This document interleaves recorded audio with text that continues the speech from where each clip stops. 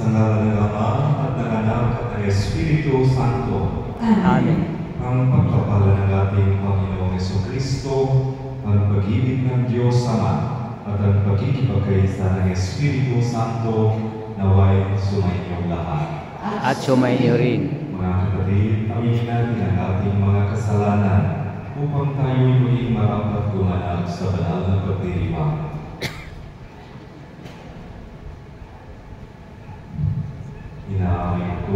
Inaamin ko sa makapangyarihang Diyos at sa inyo mga kapatid, ako nagkasala sa isip, sa salita at sa gawa, sa aking pagkukulang. Sinasamo lumal na Birhen Maria sa lahat ng mga banal. Sa inyo mga kapatid, na ako'y pinalangin sa Panginoong ating Diyos. Kawan tayo ng makapangyarihang Diyos, patawarin tayo sa ating mga kasalanan at patnubayan tayo sa buhay na walang hanggan. Amen.